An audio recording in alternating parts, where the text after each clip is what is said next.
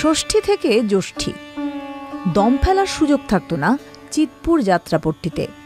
রথ থেকে উল্টো রথ পর্যন্ত রীতিমতো উৎসব বসত।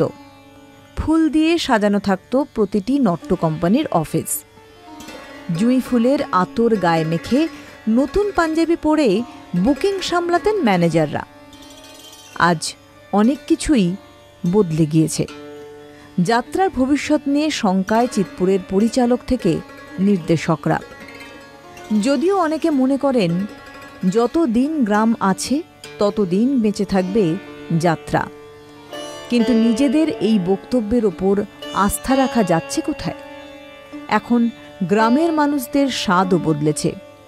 পৌরাণিক কাহিনীর জায়গা নিয়েছে মেগা সিরিয়ালের কাহিনী কনসেপ্ট।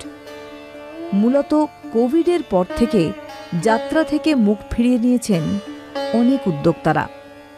তবে এখনও বীরভূমের কুরুম গ্রামে নিয়ম করে যাত্রাপালা হয়। আসেন কলকাতা থেকে যাত্রার দল। আগের থেকে যাত্রা আধুনিক হয়েছে, কিন্তু একটা সময় ভিড় সামলাতে প্যান্ডেল খুলে দিতে হতো। এখন আর তেমনটা হয় না। মুখ ফিরিয়ে নিয়েছি মানে কি, পরিস্থিতির চাপে মুখ ফিরাতে হয়েছে।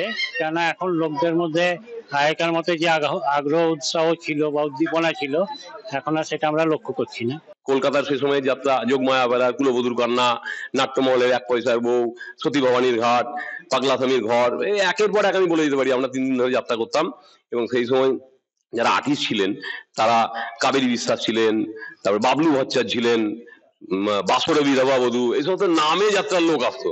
আমরা কুরুঙ্গামের মানুষ, আমাদের সঞ্জীবের উদ্যোগে মূলত সম্মেলনীতে লাস্ট 2-3 বছর 2-3টে যাত্রা হলো। কিন্তু আমরা যেটা দেখতে অভ্যস্ত ছিলাম সেটা আমরা দেখলাম যে ক্রমশ সেই যাত্রা অপেরাগুলো বন্ধ হয়ে যাওয়ার বা এই সংস্কৃতিটা কেন জানি না নষ্ট হয়ে গেল প্রায় বলা যায়।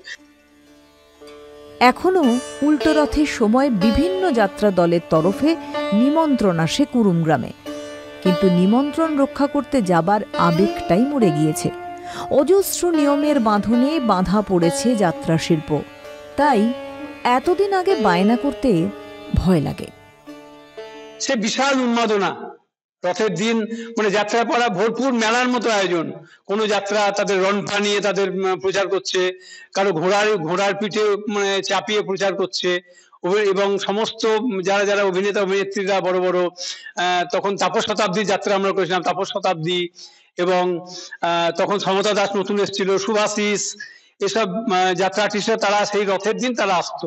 আমাদের এখানেও খুব একটা লাভ আজকাল আর যাত্রা করে হয় না, দর্শক আসেন না, তারা টিভি মোবাইলে মশগুল, তাই অনেক কিছু ভাবতে হয়। তাই আমরা এখন রথের দিন বুক না করে আমরা কাছাকাছি যখন মেলার এই শীত পড়বে, শীতের একটা উন্মাদনা আসবে, লোকে বলবে যাত্রাটা করো, মেলা আসছে, তখন আমরা বুক করব, যাতে কোনো রকম ভাবে আমাদের যাত্রায় যে বুক করার ইয়েটা মার না খেয়ে যায়।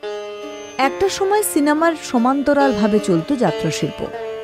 বহু মানুষের অন্ন সংস্থান হতো, বহু শিল্পীর জন্ম দিয়েছিল এই যাত্রা।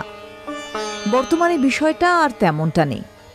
যাত্রা হয় বটে, কিন্তু সেই উদ্দীপনা আর চোখে পড়ে না। জং ধরা সানাইটা এখনো হাঁপ ধরা বুকে বাজিয়ে চলেছেন সদাশিববাবু। মনের আনন্দ মরে গিয়ে রয়েছে জঠরের জ্বালা মেটানোর আপ্রাণ প্রয়াস। ভোলানাথ চক্রবর্তীর রিপোর্ট, ক্যালকাটা টেলিভিশন নেটওয়ার্ক।